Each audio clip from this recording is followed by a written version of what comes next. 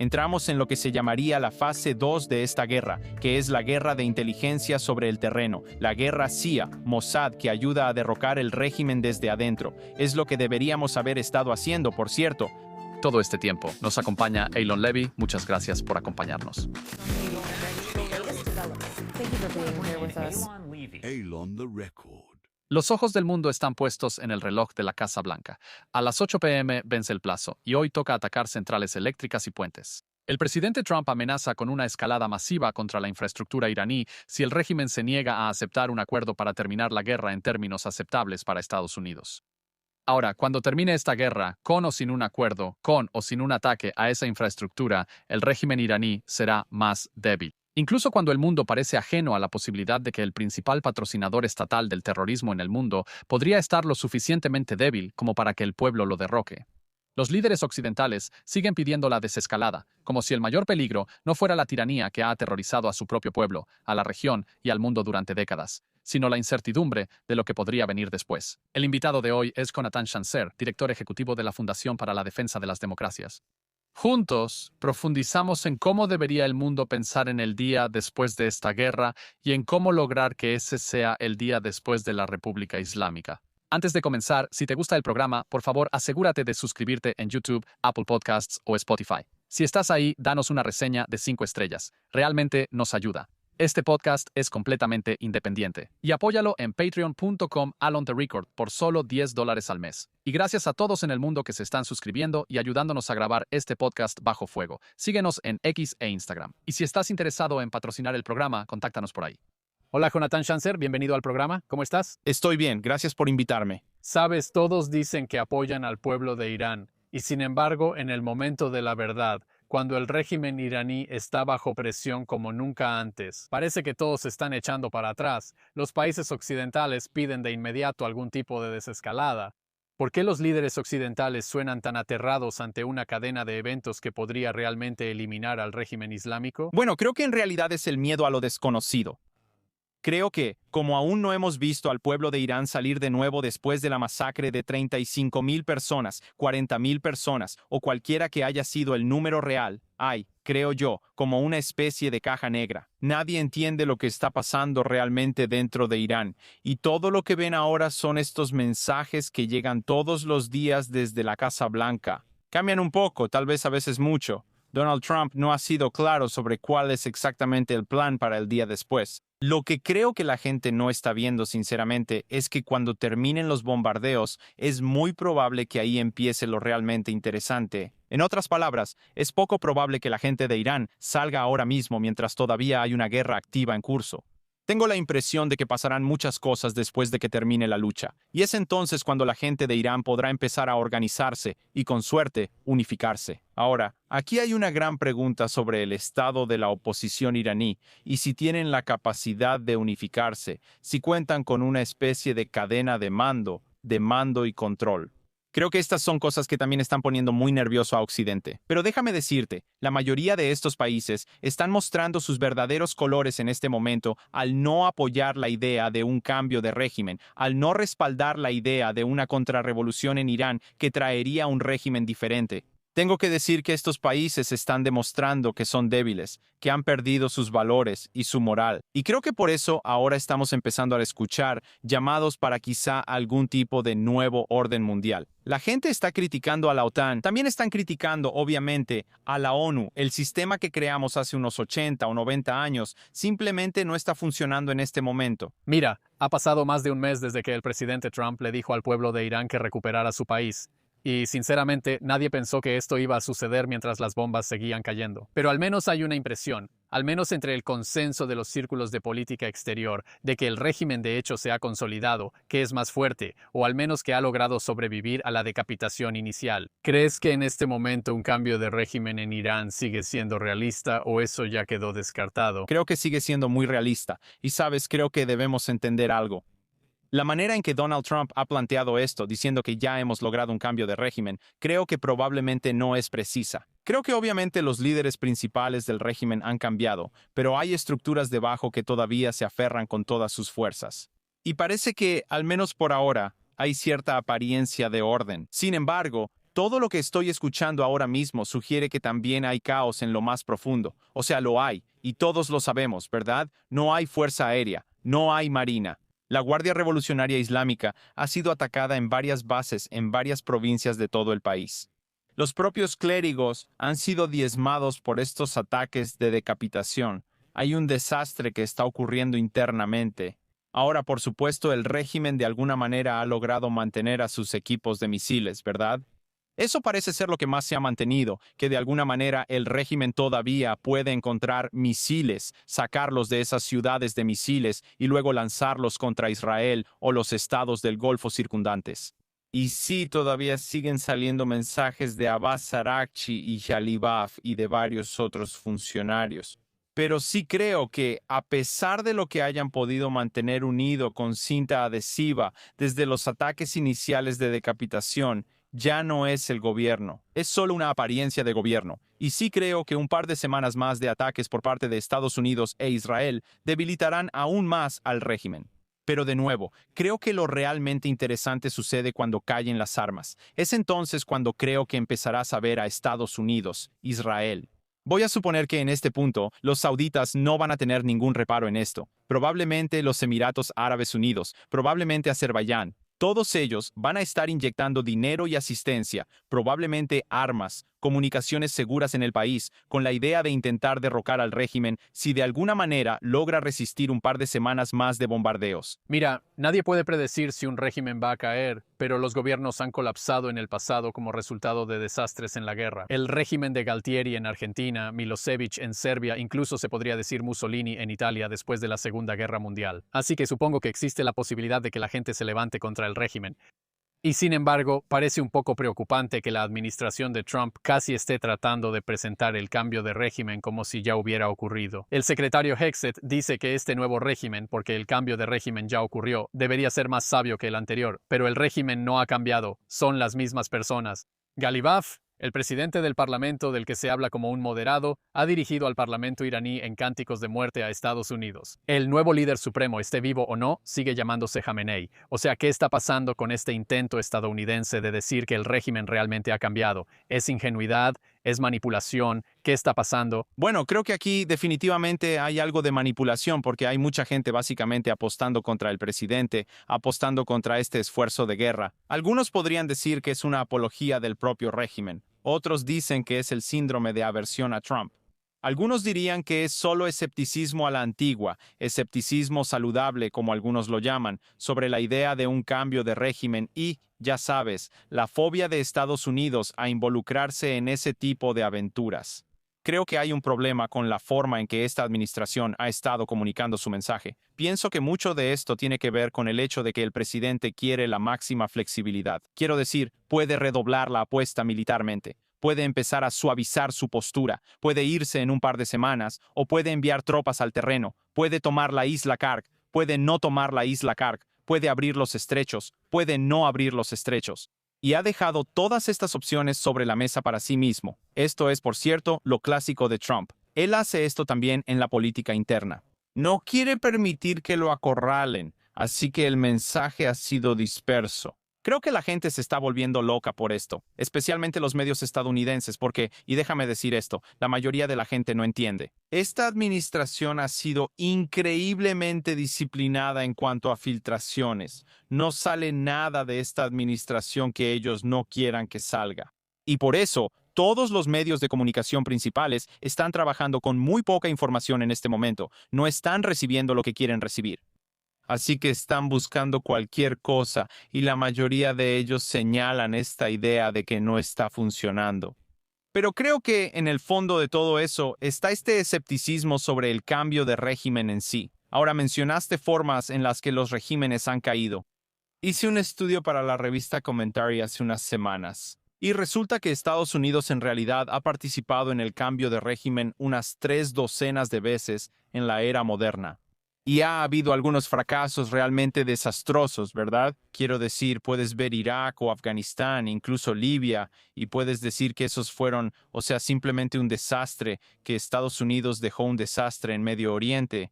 Pero luego hay otros casos en los que en realidad ha funcionado. Y eso sugiere que si Estados Unidos juega bien sus cartas, usa su poder de maneras que podrían ser beneficiosas aquí, podríamos ver el resultado correcto. El ejemplo más obvio de los últimos tiempos es, por supuesto, Venezuela. Se podría decir que el régimen sigue en pie, pero seamos honestos, ha cambiado completamente su tono desde que Maduro fue extraditado, digamos, desde Venezuela. Ahora tienes a Delcy Rodríguez trabajando abiertamente con Estados Unidos. Hemos hecho lo mismo en Panamá, en Filipinas y en otros lugares a lo largo de la historia reciente y puede funcionar. La pregunta que creo que todos se hacen es, ¿cuál es el plan? ¿Cómo va a suceder? Y Donald Trump no ha revelado sus intenciones y eso está volviendo locos a todos. Bueno, antes de analizar el plan y cómo apoyar ese tipo de transición, veamos cómo podría ser ese tipo de transición. Quiero decir, creo que existe una especie de fantasía quizás a la que algunas personas podrían aferrarse de que la guerra termina. El presidente Trump dice adelante. Se revierte la revolución islámica donde el pueblo se levanta. Los ayatolás huyen del país con la cola entre las piernas. El príncipe heredero llega probablemente en un avión de Air France porque eso sería lo más simbólico. Hay una restauración. Tal vez Bibi Netanyahu incluso asista a la coronación del príncipe heredero.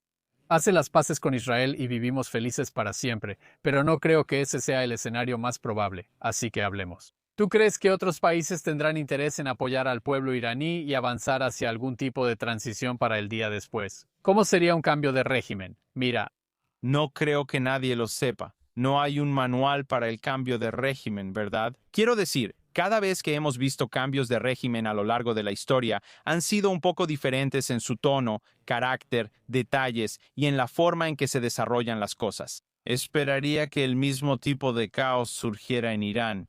Sabemos, por supuesto, que el príncipe heredero, como él mismo se llama, está esperando entre bastidores y le gustaría mucho llegar en ese avión de Air France, haciendo eco de lo que sucedió en 1979. Creo que probablemente eso sería algo con lo que, no sé, sí podríamos contar, digamos. Pero más allá de eso, más allá de que Israel diga que apoya, y supongo que Azerbaiyán probablemente también estaría ahí, tienen una antipatía hacia el régimen que es de larga data. Creo que los estados árabes del Golfo, después de ser bombardeados incesantemente durante el último mes, creo que probablemente también estarían de acuerdo y probablemente brindarían apoyo. Estados Unidos estaría ahí, pero creo que todos.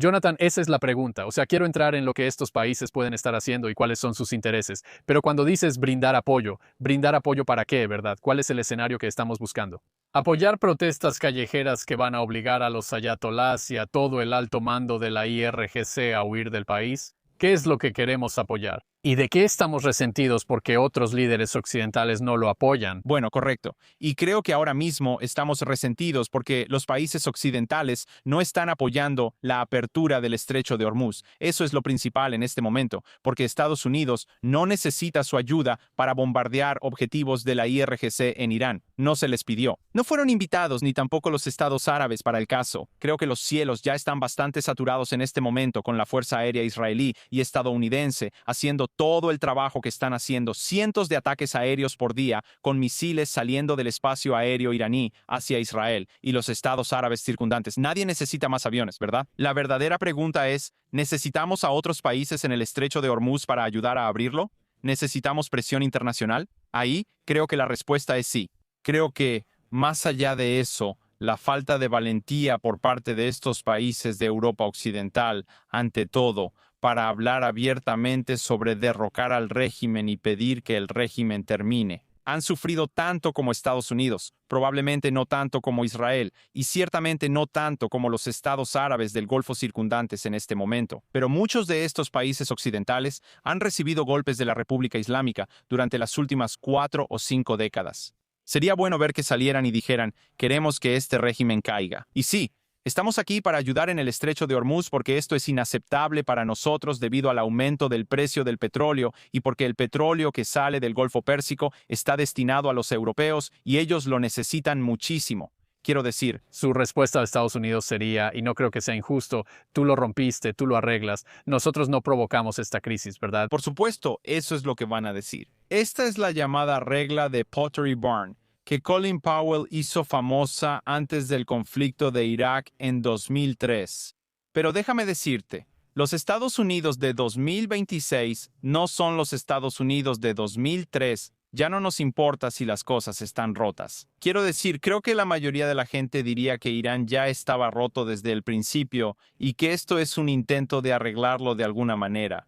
Esto es un intento de frenar la naturaleza agresiva de la República Islámica. Y oye, Europa, ¿no quieres ayudar? Está bien, no hay problema. Nosotros somos independientes energéticamente en Estados Unidos. Ustedes no. Y en este momento dependen totalmente del petróleo que sale del Golfo Pérsico. Así que si tienen un problema, bueno, en algún momento van a tener que despertar y tratar de solucionarlo. Ese es, creo yo, el mensaje de Donald Trump. No sé si estoy totalmente de acuerdo con esto. Sí creo que la estructura de la alianza está crujiendo bajo el peso de la tensión que hemos visto.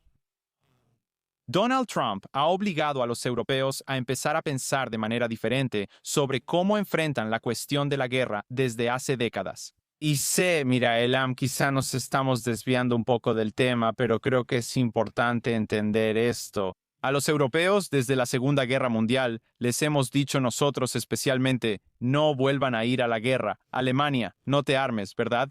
Toda Europa tuvieron una guerra devastadora en los años 40. No queremos que lo hagan de nuevo, así que les decimos, nosotros los respaldamos, nosotros nos vamos a encargar de esto. Donald Trump ha dicho algo muy diferente. Y creo que es el momento adecuado para decirlo, que es, está bien, ya tuvieron su periodo de enfriamiento, no participaron en guerras durante mucho tiempo. Pero bueno, ahora mismo estamos entrando en un periodo muy tumultuoso de la historia humana. Tenemos, ya sabes, la guerra de Ucrania con Rusia, y eso está a las puertas de Europa.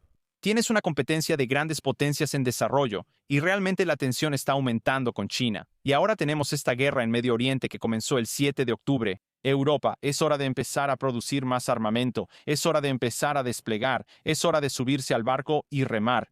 Y creo que esto no le está cayendo bien a Europa en este momento. Creo que hay una tentación de decir que esto se trata de Israel o que se trata, ya sabes, del miedo a Irán o de la antipatía hacia Trump. Creo que hay algo un poco más básico en eso, que es, oye, estos son países que no están acostumbrados a pelear, no quieren volver a entrar en acción, y les tomará, para ser honesto, les tomará bastante tiempo recuperar la memoria muscular en cuanto a lo que significa pelear una guerra, lo que significa abrir el estrecho de Hormuz, lo que significa participar en operaciones militares con Estados Unidos. La mayoría de los países del mundo no pueden hacer lo que la Fuerza Aérea Israelí está haciendo ahora mismo. Quiero decir, y creo que esto se da por sentado en Israel.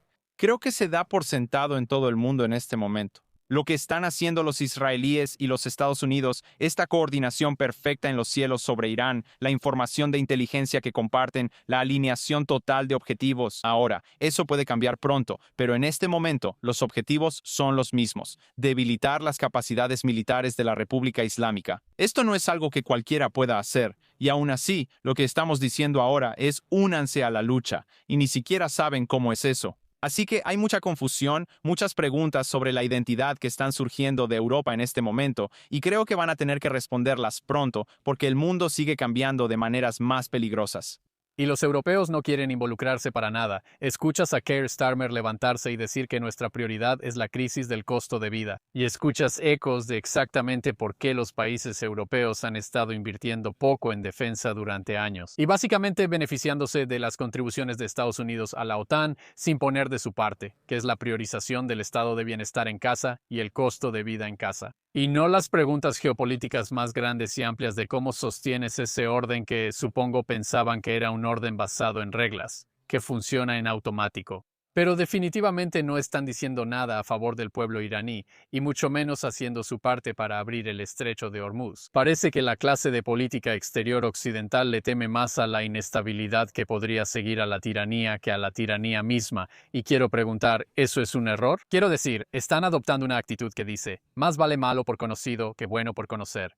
Quiero decir, lo malo conocido ya es bastante malo, pero están equivocados al pensar que, bueno, esto puede empeorar mucho si se va en la dirección de un cambio de régimen que nadie, ni siquiera los mayores partidarios de la administración pueden decirte dónde podría empezar y dónde podría terminar. Bueno, creo que ese riesgo siempre está ahí, ¿no? Ese miedo a lo desconocido, el miedo a un caos adicional. Y déjame decirte, hay razones para estar preocupado por la fragmentación de Irán. No estoy diciendo que se convierta en Yugoslavia, pero sí diré que los kurdos, los árabes, los baluchis, los azeríes, todas las minorías constituyen una parte muy grande. Algunos dicen que incluso casi el 50% de la nación iraní.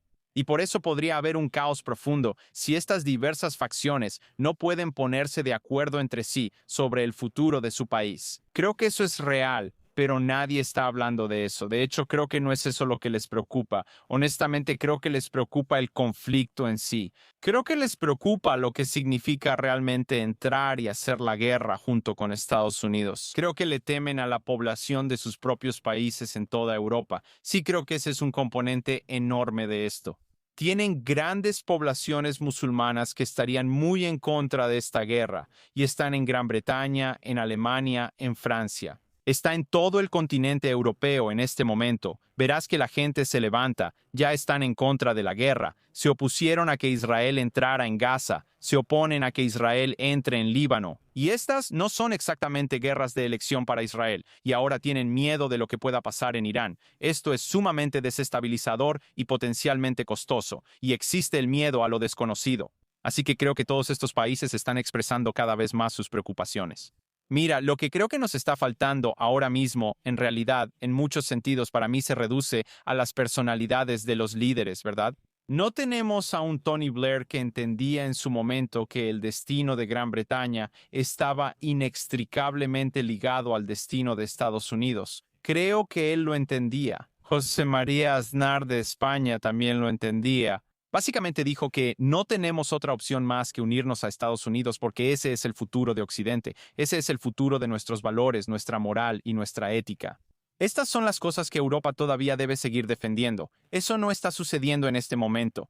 El clima político en Europa es tal que se está viendo cada vez más una tendencia islamista y también esa tendencia socialista, esa alianza rojo-verde se está fortaleciendo cada vez más en Europa en este momento. Y sí creo que eso está influyendo mucho en los cálculos sobre esta guerra. Mira, no hay duda de que las crecientes poblaciones musulmanas en Europa definitivamente están limitando sus acciones cuando se trata de política exterior. Vi una encuesta extraordinaria de Policy Exchange en el Reino Unido que decía que el 8% de los adultos británicos tienen una opinión favorable de Irán. Es el 39% entre los adultos musulmanes británicos y definitivamente es un grupo importante en el que están poniendo su atención. Pero creo que incluso muchos de los atlanticistas declarados de Gran Bretaña dicen que el problema no son los países europeos. Es Estados Unidos quien empezó a hacer demandas territoriales sobre Groenlandia, por ejemplo. No ha apoyado firmemente a Ucrania de la manera que los europeos habrían esperado. Podrías decir que los europeos debieron haber hecho más, pero ellos esperaban que Estados Unidos lo respaldara con más firmeza. Pero realmente, quiero decir, llegar al extremo de exigir Groenlandia, que es territorio soberano danés, territorio de la Unión Europea, y luego quejarse de que los europeos no se unan a un esfuerzo para abrir el estrecho de Hormuz, una guerra que ellos no querían después de que Estados Unidos ha estado exigiendo concesiones territoriales a Europa. Ellos dirían que es Estados Unidos quien se ha estado alejando de Europa. Y si estaban planeando contar con nuestro apoyo en el estrecho de Hormuz, tal vez debieron haber pensado en eso antes de exigir concesiones territoriales a Europa solo porque les apetece quedarse con Groenlandia para ellos mismos. Bien, entonces creo que en primer lugar tienes razón y quiero llegar a eso, pero creo que mucho de esto depende de cuándo empieces a ver la historia reciente. ¿En qué momento empiezas a observar el ir y venir entre Estados Unidos y los europeos? Yo diría que la historia comienza en gran parte en la administración de Trump. En la primera administración de Trump, en Trump 45, fue entonces cuando el Departamento de Defensa, ahora Departamento de Guerra, fue a Europa y dijo, tienen que empezar a gastar. Tienen que empezar a cumplir con su parte, ¿verdad? Necesitamos que aumenten sus gastos militares y también necesitamos que empiecen a producir más. Y los europeos dijeron que no. Los europeos realmente creían que Donald Trump no tenía futuro como presidente de los Estados Unidos. No pensaban que iba a tener un segundo mandato. Y le dijeron que se fuera al diablo. Y luego, ya sabes, llega Biden y comienza la guerra por Ucrania. Y él está completamente comprometido, ¿verdad? O sea, creo que fue bastante bueno apoyando a los ucranianos. Tal vez no fue lo suficientemente agresivo, pero ciertamente les dio lo suficiente para defenderse, proporcionándoles el tipo de inteligencia y los mecanismos y plataformas de defensa que necesitaban. Y las cosas iban bastante bien. Los europeos no pensaban que Donald Trump fuera a regresar. Y cuando regresó, ahí es cuando, en mi opinión, realmente comenzaron los fuegos artificiales, porque la administración de Donald Trump volvió a Europa y dijo, miren, les dijimos que necesitaban gastar más. Les advertimos sobre lo que probablemente iba a pasar y no lo han hecho. Y esta guerra era extremadamente impopular entre lo que llamaríamos los neoisolacionistas dentro del Partido Republicano. Y esto ha sido, creo, la base de la tensión entre Estados Unidos y los europeos desde que Trump regresó.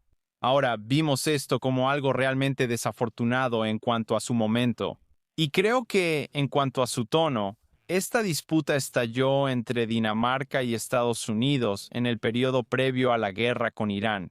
El momento fue horrible desde la perspectiva de Donald Trump. Creo que no pudo haber elegido un peor momento, porque no solo estaba provocando a Dinamarca, sino que esto fue profundamente ofensivo para muchos europeos. Ahora, solo diré entre paréntesis que sí creo que Dinamarca no tiene lo necesario para defender el Círculo Ártico. Realmente, en este momento los daneses no tienen la capacidad de enfrentarse cara a cara con los rusos o los chinos si la competencia entre grandes potencias se traslada al norte, a la cima del mundo. Simplemente no lo veo posible. Y sí creo que probablemente, al final del día, Donald Trump y su círculo cercano tenían razón en su evaluación, pero aquí está el asunto, ¿verdad? Y en FTD siempre decíamos esto durante los años de Obama. No dejas que las disputas públicas salgan a la luz, ¿verdad? No dejas que estos desacuerdos que tenemos con aliados cercanos salgan a la luz pública. No permites que lleguen al ámbito público. Decíamos eso sobre Israel y Estados Unidos durante los años de Obama, cuando Obama estaba ventilando los trapos sucios sobre Israel. Dijimos que era una muy mala idea. Era una mala idea en ese entonces. Es una muy mala idea ahora. Y entonces tienes este asunto complicado que está ocurriendo junto con Ucrania. Y luego Trump entra en conflicto con Irán y se da cuenta de que necesita ayuda en el estrecho de Hormuz. Pero lo que no creo que los europeos entiendan es que si ayudan aquí, entonces ese es el quid pro quo para que Trump regrese y les dé más apoyo para Ucrania. Y tal vez tengas un nuevo entendimiento. Lo que vemos ahora mismo es es un poco de petulancia de ambos lados. Nadie quiere estar de acuerdo, nadie quiere ceder primero. Y quiero decir, simplemente admitir abiertamente aquí que algunos de estos líderes europeos no pueden hacer esto por sus bases electorales.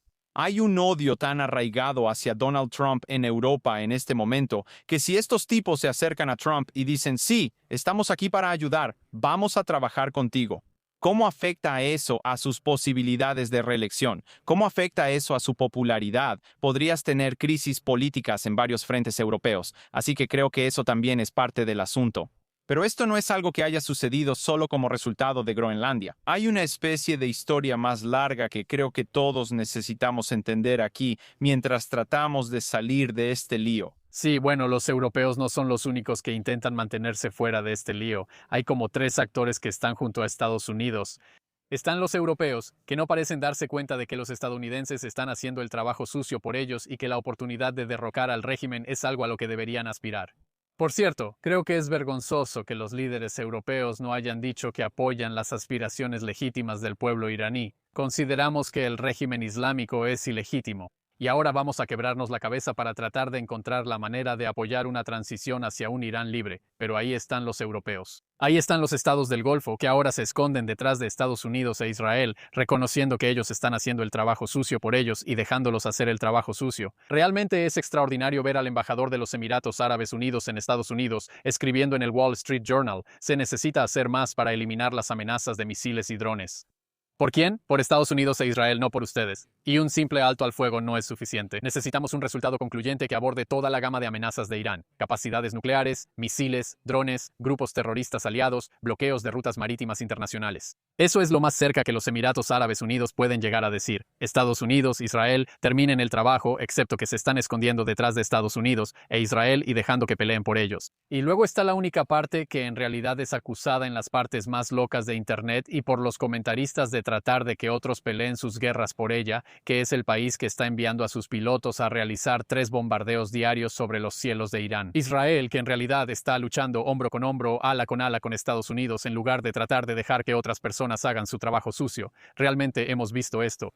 Quiero decir, antes que nada, notemos la ironía, ¿de acuerdo? A Israel se le dice que está arrastrando a Estados Unidos a la guerra, mientras Israel está luchando la guerra y los estados del Golfo son los que alientan desde la barrera diciendo que tienes que terminar el trabajo.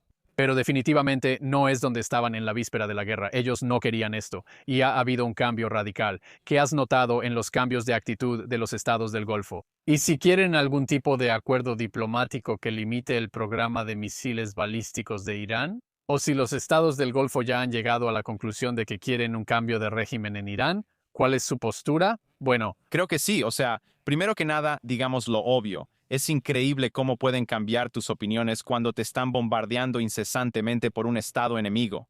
Así que sí creo que algunas de las perspectivas en el Golfo han cambiado. Sí creo que muchos de estos estados del Golfo en realidad apoyaban la guerra en silencio, mientras que públicamente decían que no querían que la guerra ocurriera. Entonces, en otras palabras, durante esas 5 semanas más o menos, mientras Estados Unidos reunía su armada en Irán y sus alrededores, hubo muchos mensajes contradictorios. Creo que, en particular, los sauditas y los emiratíes estaban bastante complacidos con la guerra que estaba a punto de ocurrir. Ellos estaban observando y creo que probablemente animando y susurrando al oído de Donald Trump o de sus asesores más cercanos que apoyaban esto junto con Israel, que pensaban que esto era lo mejor para la región. Pero quiero decir, o sea, es curioso. Quiero mencionar algunos de los países que están pasando por algunos de estos cambios que mencionaste. O sea, veamos algunos de los países que han sido atacados. Sus políticas y su política han sido, o sea, anti-estadounidenses, pro-Irán, pro-islamistas, ciertamente anti-Israel a lo largo de décadas, y ahora están siendo atacados. Y puedes empezar a ver el giro que están dando. O sea, mira Omán. Omán, durante las semanas previas a esta guerra, estaba tratando de encontrar una salida diplomática para la República Islámica a toda costa. Y hoy en día, todavía mantienen una sede UTI en la capital Mascate. Es increíble que hayan podido tener un pie en ambos bandos y que todavía lo hagan, incluso después de haber sido atacados. Kuwait, otro país, quiero decir, su retórica ha sido indistinguible de la República Islámica en lo que respecta tanto a Estados Unidos como a Israel. Y hoy están siendo golpeados por la República Islámica, y puedes ver que no les ha servido de nada. Los cataríes, quiero decir, todos saben lo que han estado haciendo los cataríes. Han estado haciendo de pirómanos y bomberos en la región. Tienen la base aérea estadounidense más grande de la región, pero aún así también fueron patrocinadores de Hamas, el grupo terrorista que inició esta guerra el 7 de octubre. Y es increíble que un patrocinador de Hamas esté atacando a otro al final de esto, ya sabes, después de 2 años y medio de guerra. De alguna manera, los cataríes no han rendido cuentas por su doble juego, ¿sabes? Y es curioso. imagina decirle a Yehya Sinoir el 6 de octubre que ir a la guerra al día siguiente llevaría a que uno de sus patrocinadores bombardeara al otro patrocinador. Es como ese meme de los dominós. Sí, es poesía, no hay mucho de esta guerra que me haga feliz, pero ver a los cataríes tener que pagar un precio por la guerra que de hecho ellos comenzaron, quieran o no. ¿Recuerdas la célebre frase de Henry Kissinger cuando estalló la guerra entre Irán e Irak? Es cierto, No pueden perder los dos. así es. Pero permíteme concluir sobre los estados del Golfo con otro ejemplo. No creo que suficiente gente entienda el papel tan negativo que ha jugado Dubái durante décadas para canalizar el dinero y las finanzas ilícitas de Irán. Gran parte de ese dinero ha sido canalizado a través de Dubái. Esto es algo en lo que trabajé cuando era analista de financiamiento al terrorismo hace 20 años en el Departamento del Tesoro de Estados Unidos. Lo vimos, ha sido una constante. Y ahora, al ver a los iraníes bombardear el aeropuerto de Dubái, atacar activos en todo este emirato, uno se da cuenta de que estos estados del Golfo, hombre, ¿han estado tratando de jugar a dos bandas? Así que esa es la pregunta que me hago ahora. Empezaremos a ver una consolidación de un orden mundial liderado por Estados Unidos en la región, y sí creo que es posible. Creo que también puede hacerse posible por otro factor, que es que los chinos han estado explotando este conflicto, ¿verdad? Todavía están obteniendo petróleo del Golfo Pérsico. Todavía pueden transitar por el estrecho de Hormuz, ya sea a través de petroleros con bandera de otros países o los suyos propios. No parece que estén sufriendo aquí. Y mientras tanto, están proporcionando químicos que se están usando para algunos de los misiles que están siendo lanzados desde la República Islámica. Tienen los motores que están siendo usados en los drones que están atacando a muchos de los estados del Golfo. Creo que los del Golfo en algún momento tienen que mirar a su alrededor y decir, está bien, tienes a Estados Unidos y tienes a Israel y están luchando de mi lado, tienes a los iraníes, ya no se puede estar de su lado, eso está muy claro. Y tienes a los rusos y a los chinos que están del lado equivocado de esta guerra. Eso da la sensación de que al final de todo esto no tendrán a dónde ir. Así que sí creo que hay algo interesante que, con suerte, saldrá de esto. Ahora, cuando digo con suerte, me refiero a que Estados Unidos necesita ganar. Ahora, podemos hablar sobre lo que significa ganar, pero mientras la región esté mejor que cuando comenzó esta guerra. Y de nuevo, eso es algo un poco subjetivo, pero creo que si ese es básicamente el caso, entonces podríamos tener el inicio de un nuevo mapa que se ha creado. Y este siempre fue el plan de Benjamin Netanyahu, siempre fue el plan de Ron Dermer, creo que es el plan de Donald Trump. Puede que no lo digan en voz alta, pero sí creo que están tratando de rehacer la región, y creo que por esa razón, en general, apoyo la guerra. No apoyo todo lo que veo en cada paso del camino, pero sí el concepto. Eso te está poniendo incómodo. Bueno, o sea, mira, el hecho de que no sepamos qué está pasando de un día para otro, la estrategia, Irán tiene 2 días para rendirse, y luego vamos a desatar el infierno sobre ellos y bombardearlos hasta regresarlos a la edad de piedra. Espera, no, les vamos a dar un par de semanas más. Está bien, de acuerdo. Ahora tenemos otra fecha límite. Vamos a ir y vamos a tomar la isla de Karg. Vamos a abrir el estrecho de Hormuz. No, en realidad no lo vamos a hacer. Todo este ir y venir aquí creo que tiene a mucha gente realmente nerviosa. Ahora, la desventaja es que yo tengo... No lo voy a decir, tú dices que pone nerviosa a mucha gente, creo que ese es el punto. Es para poner nervioso al régimen iraní. Cuando lanzas amenazas en todas direcciones, haces que miren en todas partes y no puedes cubrir todos tus frentes. Hace que sea difícil para gente como nosotros, ¿verdad? Como analistas de la región y de esta guerra, entender lo que está pasando. No tengo idea de si vamos por el camino del éxito. No estoy seguro de que Donald Trump lo sepa. Creo que él está manteniendo todas sus opciones abiertas. Lee El arte de la negociación y sabrás exactamente lo que está tratando de hacer aquí. Y al mismo tiempo, creo que tienes razón. Los iraníes no tienen idea de qué demonios está pasando. Y creo que esa es la ventaja. Pero creo que cuando veo cómo se está desarrollando todo esto, sí me pone nervioso porque eso es lo que me preguntaste, qué es lo que me incomoda. No sé de un día para otro cómo analizar la estrategia que hemos adoptado, pero sí creo, viendo el panorama general, vamos a alejarnos un poco. ¿Sabes? El hecho de que el programa nuclear se haya retrasado por años, el programa de misiles parece estar disminuyendo, y eso es algo bueno, aunque me preocupa que puedan estar llegando nuevas armas de grandes potencias o potencias regionales. Y, ¿sabes? Creo que todavía estamos esperando entender exactamente cómo están llegando ahí y qué se puede hacer para detenerlo. Tenemos la reducción de los grupos proxy. Creo que eso es bueno. Y creo que tenemos el incentivo para que el pueblo de Irán salga y trate de recuperar su país. Creo que eso es bueno. Esos pilares fundamentales del régimen, o mejor dicho, de la guerra, son bastante buenos. Creo que son principios básicos aquí. La verdadera pregunta es sobre la implementación, y aquí simplemente creo que estamos lidiando con muchas incógnitas. Y como analista, simplemente tengo más preguntas que respuestas en lo que respecta al día a día. Bueno, veamos del día a día al día después. Supongamos que la guerra termina, lo cual eventualmente sucederá. ¿Cómo ves que los gobiernos regionales lidiarán con ese Irán debilitado? ¿Crees que intentarán contenerlo agresivamente, evitar que se reconstruya o intentarán precipitar activamente el colapso del régimen? ¿Qué hacen? Bueno, creo que es ambas cosas. O sea, al principio se tratará de contener. Creo que los israelíes harán lo que han estado haciendo ya sabes, en los últimos años, lo que llaman la campaña entre guerras, atacando cosas en la zona gris, incluso después de que termine el combate. Creo que eso es bastante probable. Creo que tenemos esa esperanza de ellos. No creo que ese sea un resultado realista, porque mira, Creo que los israelíes tienen que hacerlo. tienen que aceptar. Sabemos que si seguimos con esa táctica de cortar el césped, como lo llamaron, seguirán disparando al aeropuerto Ben Gurión.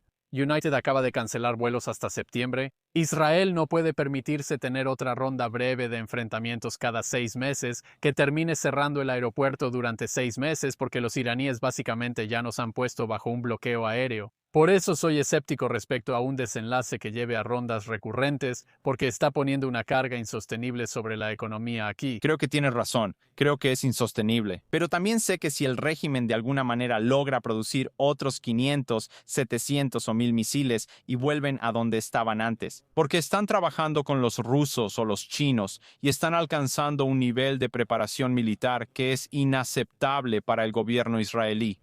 Tampoco creo que haya muchas opciones ahí. Y por eso sí creo que, al menos al principio, digamos en los primeros 6 meses o un año, no me sorprendería ver otra mini ronda, otra guerra de 12 días.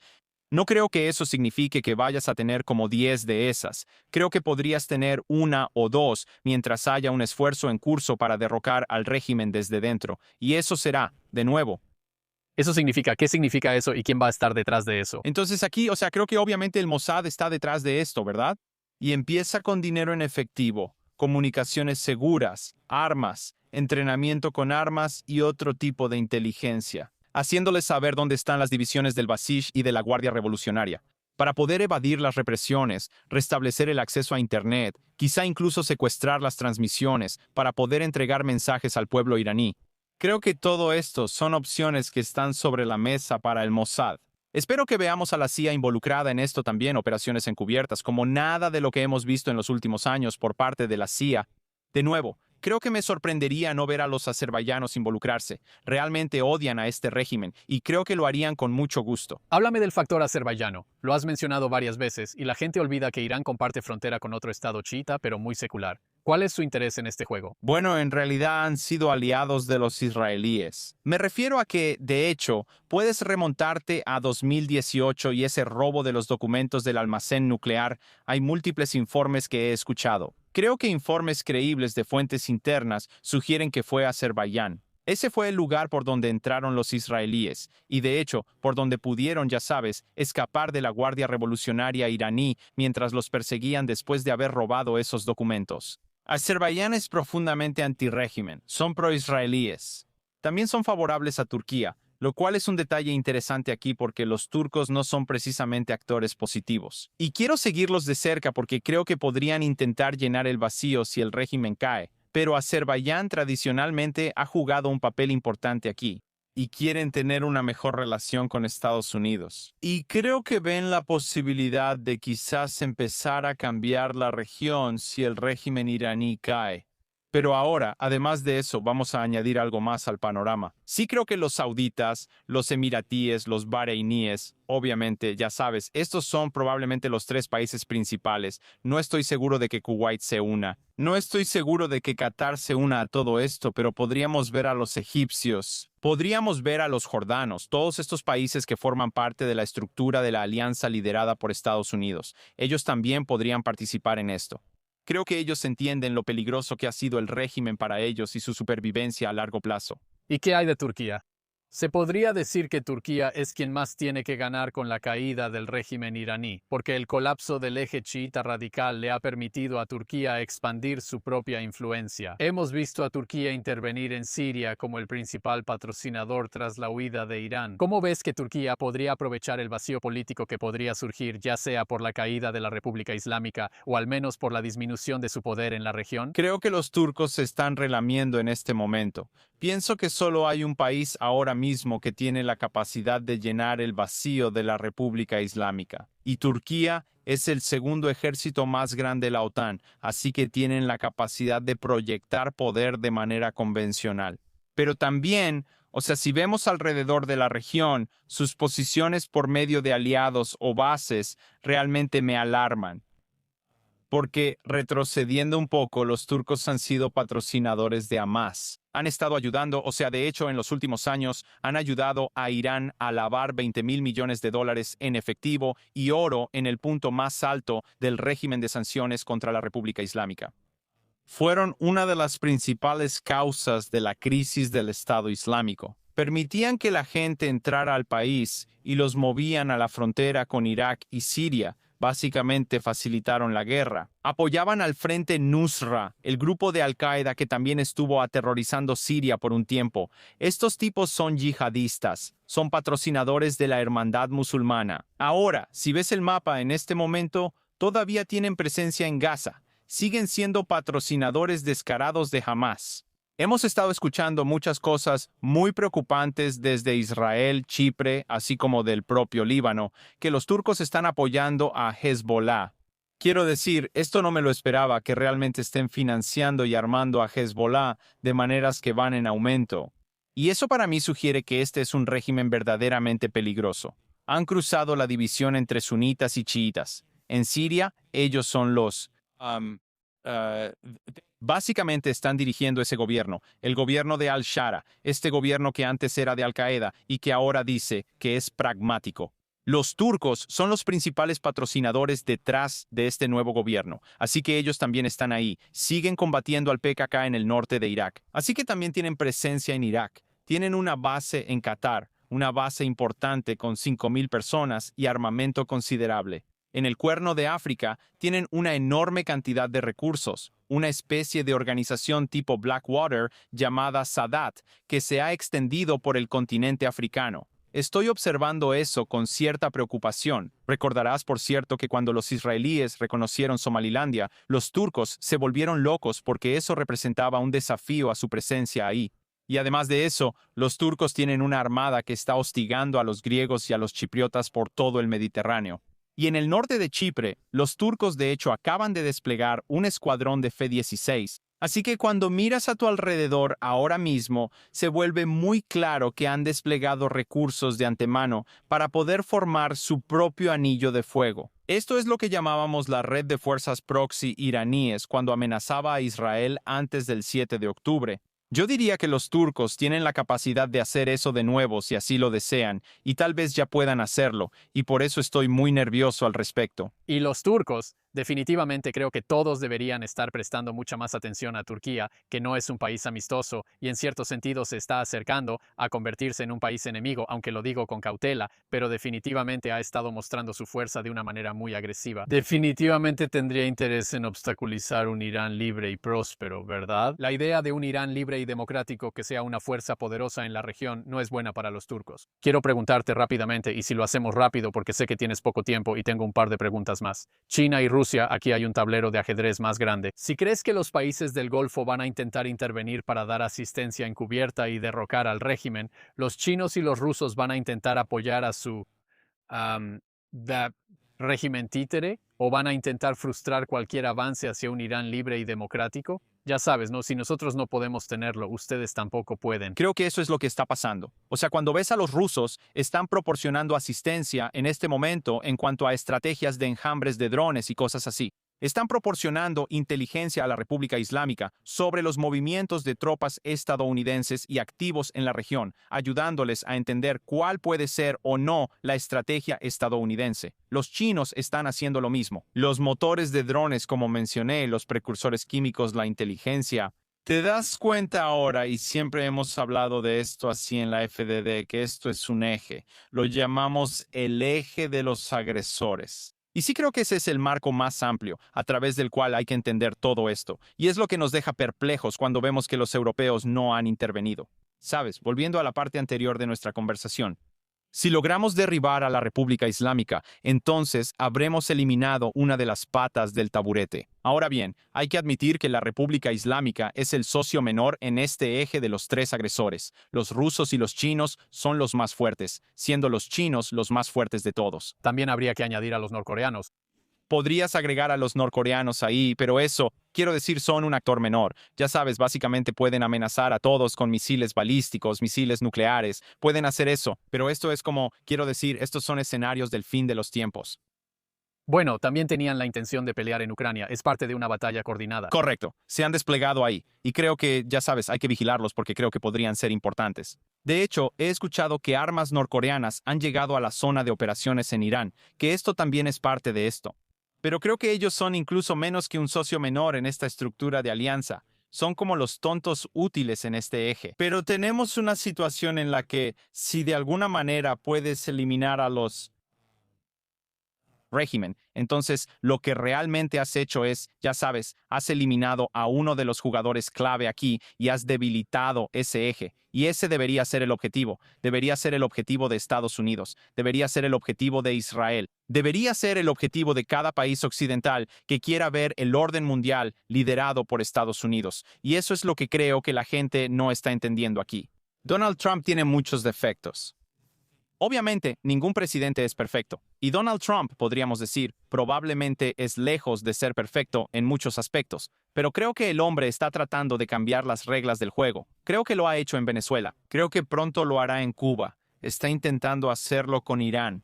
Está tratando de inclinar la balanza de nuevo hacia Estados Unidos porque durante demasiado tiempo creo que los chinos, los rusos y los iraníes se han salido con la suya en demasiadas cosas. Sí, y aún así, a pesar del interés de acabar con la República Islámica, el presidente Trump parece estar esperando un resultado tipo Venezuela, hablando. Quiero decir, justo mientras estamos grabando esto, está hablando con Fox News diciendo que las personas con las que está negociando, los iraníes, niegan que estén negociando. Él está hablando con alguien a quien se le ha concedido inmunidad temporal para que puedan negociar. Claramente espera encontrar a alguien en el régimen que pueda ser su contacto sobre el terreno. Última pregunta antes de que tenga que dejarte ir. Llegará un momento en que Estados Unidos, ya sea que las conversaciones tengan éxito o no, decida que quiere salir de esta guerra, y entonces surge una pregunta estratégica crítica. ¿Cree que esta guerra terminará con las condiciones necesarias para permitir un cambio de régimen? En ese caso, dejas a Irán en posesión de los activos económicos que una Irán libre y democrática necesitaría para tener éxito. ¿O concluyes que el régimen se ha consolidado, que probablemente no va a caer, en cuyo caso vas a querer paralizar cualquier capacidad, incluyendo quizás bombardear su capacidad de exportar petróleo por completo? Y esa es una decisión bastante dramática sobre el desenlace de esta guerra.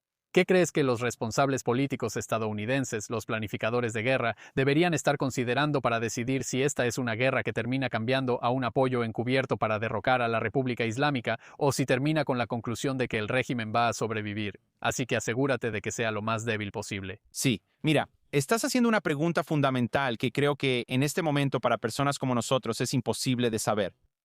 Se trata de ese panorama de inteligencia y de si hay algo que se pueda salvar. Es esa pregunta de si podemos encontrar a Delcy Rodríguez, ese pragmático dentro del régimen que esté dispuesto a llevar esto a un aterrizaje suave.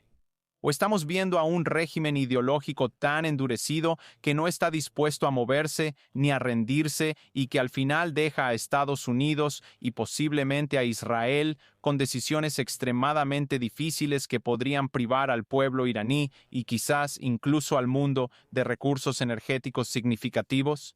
Estas son preguntas brutales de intentar responder. No creo que haya formas fáciles de responderlas en este momento. Al final del día, esto será una cuestión de criterio, y esto es lo que está volviendo loco a todo el mundo. Siempre es una cuestión de criterio. Todo depende del comandante.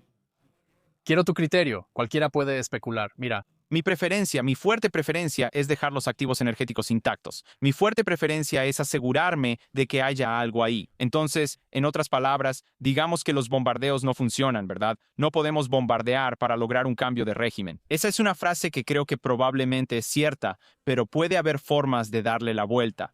Si eso es lo que encontramos, entonces lo que me gustaría ver, más que nada, es que dejemos los recursos ahí y luego empezar, en la sombra, a proporcionar al pueblo iraní todas las cosas de las que hablamos antes, las comunicaciones seguras, las armas, el dinero, la inteligencia, el entrenamiento, y que entremos en lo que sería, creo yo, en gran parte llamado la fase 2 de esta guerra, que es el tipo de guerra de inteligencia sobre el terreno, la guerra de la CIA y el Mossad, que ayuda a derrocar al régimen desde dentro.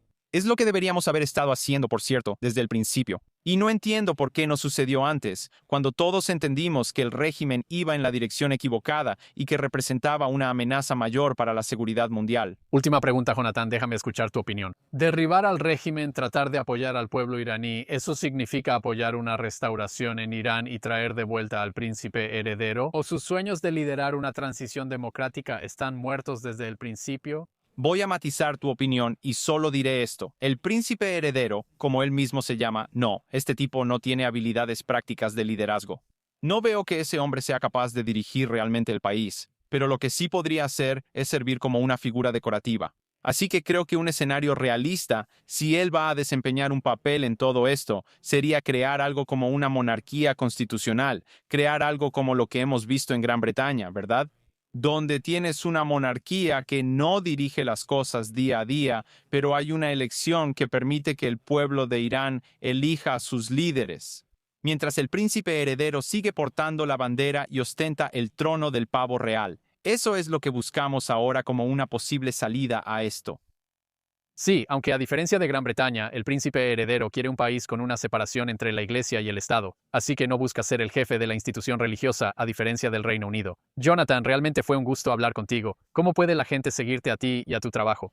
Pueden seguirme, Jonathan Shancer, en Instagram y Jay Shancer en X, y por supuesto seguir a FTD y todos los diferentes lugares donde pueden encontrarnos en nuestro sitio web, en línea, etc. Fantástico. Y muchas gracias al Cuerpo de la Guardia Revolucionaria Islámica por permitirnos tener una hora completa sin interrupciones y sin sirenas de cohetes. Jonathan Chancellor, gracias por acompañarme. Cuídate. Y eso es todo por este episodio. Como siempre, por favor, suscríbete en Apple Podcasts, Spotify, YouTube o donde sea que escuches tus podcasts. Danos una reseña de 5 estrellas. Déjanos un buen comentario ahí. Es bueno saber de ti. Por favor, suscríbete en patreon.com/AlonTheRecord por solo unos $1 al mes si quieres mostrar tu apoyo a este programa y ayudarnos a seguir haciéndolo bajo fuego. Si quieres patrocinar el programa, contáctanos en redes sociales donde deberías estarnos siguiendo. Mi cuenta es Elon Levy y la del programa es Elon The Record. Gracias. Volveremos pronto.